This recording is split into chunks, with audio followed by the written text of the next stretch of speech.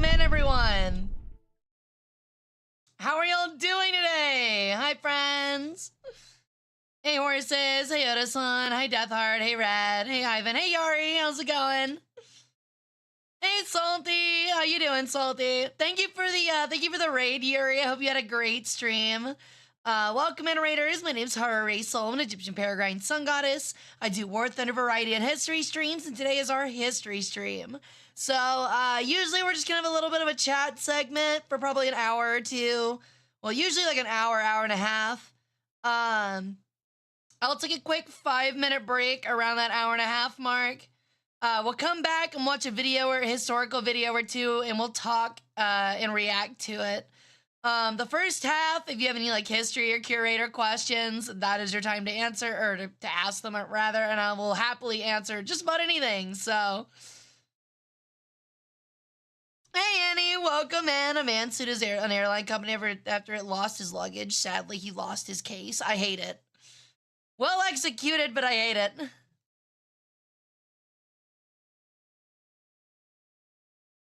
You have roughly an hour and 5 minutes of being safe from McDonald's, and you have roughly 30 seconds to be safe from nuclear apocalypse. So keep it up, nerd. But yeah, I hope you guys enjoy for today. I hope you guys have had a good week so far. It's a happy, happy Wednesday. Man. As usual, busy week from my end. I guess we'll go ahead and, like, start it up with, I guess, like, Pokemon talk. I mean, that is, like, what's most on my mind. I played Pokemon again last night, and I finally got top 3. Once again, I go 3-0 and lose the last, excuse me. Sorry about that, hiccup. I won the first 3 and then lost the last one to my immortal nemesis, who's really just a really good friend of mine that is really good. So it stinks, but at least I got something out of it. Hey, 72nd. Hey, Caesar. How's it going? Yay, nuclear holocaust. Radiation. Who doesn't like a good bout of radioactive chicken? But yeah, I decided to swap it up. I played Cerulege with 18 fucking energies, and I cooked. I had 2 games that weren't even close. I had 1 game that was close and I won, and then I had 1 game that was close and I lost. So, yeah. VGC? What's VGC? Hey, Chef. I'm doing great. How are you doing? A little tired. I need to finish off my energy drink, but I'll live. As usual, I'll wake up. The insane shit will start coming out, like, probably in about 30-45, so. It's like I've got it on a timer at this point. Like, I'm wearing, like, a watch or something, and it's, like, it's got normal fucking, numbers on it for the hours, and then it says, like, 8 at 8 p.m. exactly. It says schizo time is, like, all it says. Doing well, thank you. Great! Hey, GB, how's it going? Welcome back. Happy to see ya. Sounds like you might have the deck dialed in. Maybe. It has some weaknesses, but I don't know if it's like... I don't know if there's anything I can change around is the issue. That's like the big issue is I don't know if there's anything I can really change around with it. Time to become unhinged? I am always unhinged. It's just, it hits a new gear at 8 p.m. for some reason. Hey, T! Welcome back. Where can I learn to play the game? Want to see if it's something to be into. You can download Pokemon TCG Live. It's entirely free, and they give you a starter deck, and you can play there. If you want to build, like, another deck, you can buy, like, 10 code cards for any pack you want off of, like, a code card website, and just enter those, and you'll have a good number of packs. I wouldn't want to miss a history stream, not sarcasm. I will say, I do think that they are my best streams. I do think I'm actually my funniest during these. Also, I guess no one deck will beat everything. You're not wrong. It's more like this one's like a tier 2 deck, so like, it's good. It's just, it has like glaring weaknesses, and if you're a good player or you're playing the right deck, you can usually get around it. Mine is like a pure fucking turbo deck. So like my whole goal is to slap out 3 Pokemon as fast as hell and then discard literally all of my energies into my graveyard. Well, discard pile. They call it a discard pile. Yu-Gi-Oh calls it the graveyard. I prefer the graveyard. Historical streams are the best, especially if you're a fan of history. I don't know, dude. I think fans of history might not like the history streams. Sounds like a haymaker deck. That's pretty much what it is. You're like banging on the fact that like they'll be too slow to keep up. As for how it's done so far, it's like, if I'm being honest, it is a little mix. Like I got kind of lucky on some of them, but you take those, you know? You take them.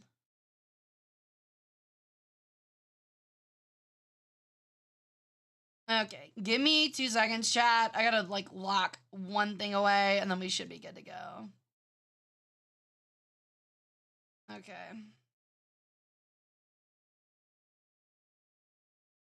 Where is it? Where is it? Where is it? Where is it? Where is it?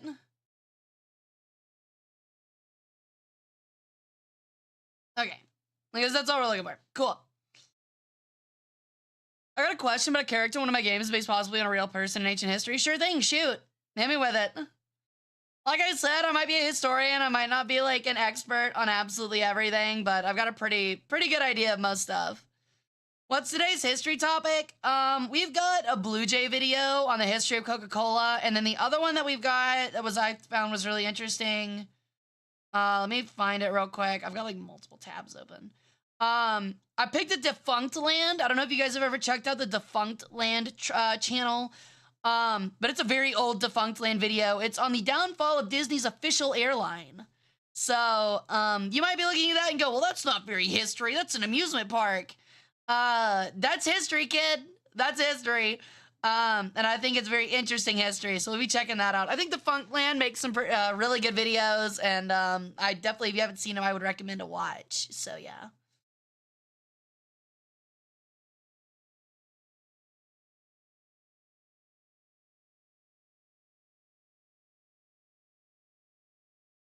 Disney do have history? It does. Yeah, Disney had an airline. Dude, Disney actually had, like, it's like McDonald's. In the sense of, like, there is a lot of shit between, like, the 50s and now that they did that you don't know about. Like marketing and, like, products and stuff. Like, for example, I bet you never knew that nationally McDonald's at one point had a pizza. And there's, like, only, like, 2 locations left that still sell it. Damn, nice, GB. I never had, like, really any luck when pulling Yu-Gi-Oh, so... That pizza was mid, really? I mean, I would imagine. Okay, if McDonald's made, like, a cheeseburger pizza, though, that might fuck. Like a quarter-pounder cheeseburger pizza. I would, honestly.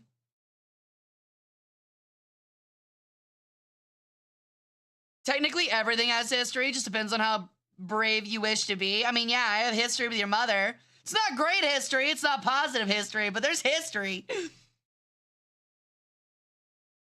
Oh, no, I don't think I did, T. Could you repeat it, please? I'm sorry, buddy. Yeah, if I don't read it, I promise it's just because I didn't see it.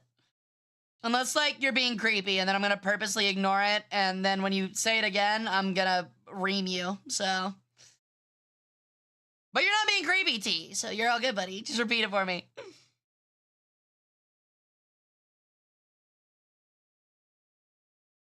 Nick Torres?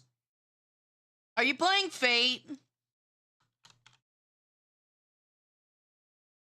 And I think you spelled it wrong. I think you mean Nitocris. Or Nitocrit.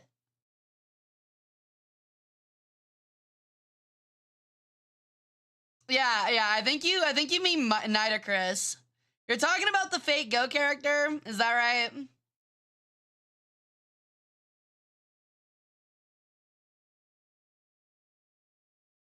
You can get the McPizza in Ohio, West Virginia, and Florida. Yeah, the thing is, though, I don't think it's common. Like, I think that it's, like, 1 in each.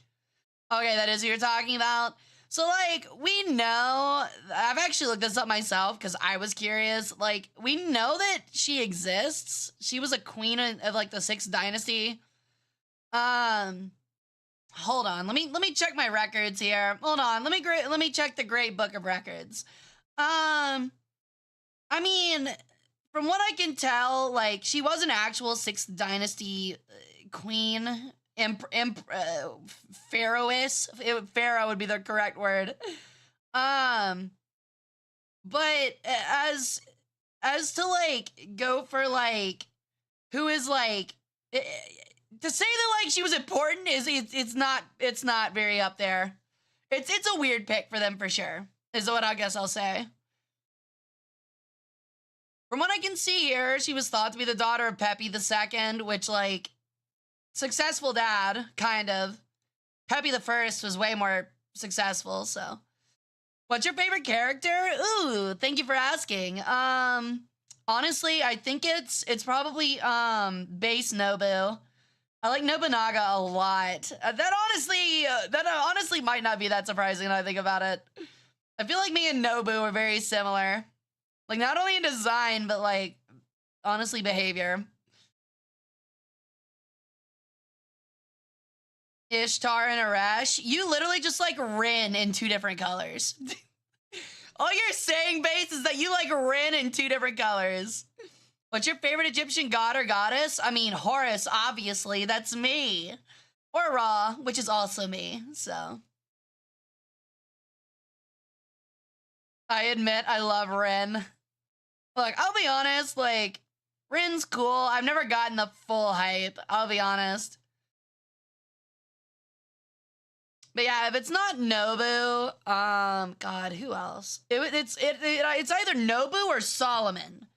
Honestly, that speaks to like the bi in me. Honestly, I have a massive crush on Nobu or Solomon. So yeah.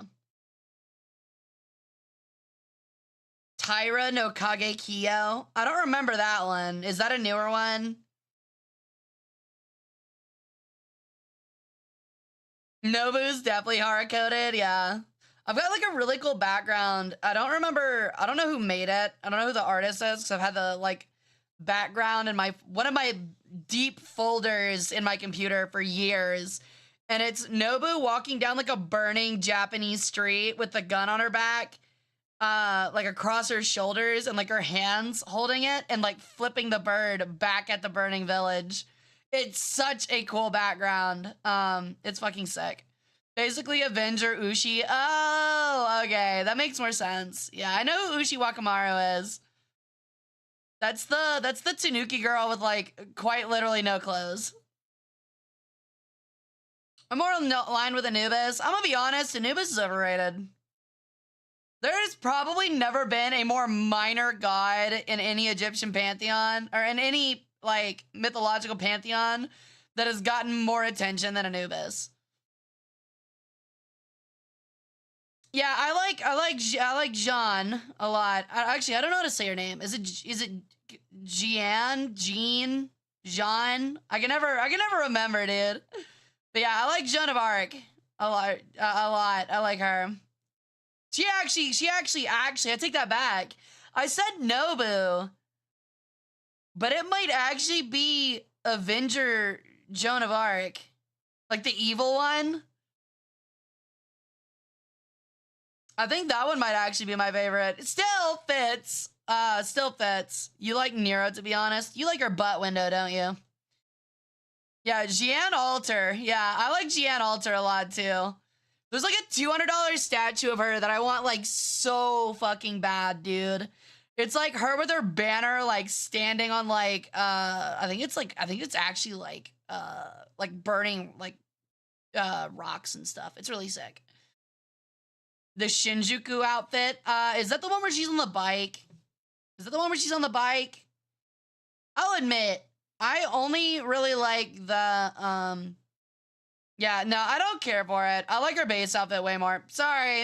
If there's a girl with armor and you give her a redesign where she's not wearing armor, I'm not as interested.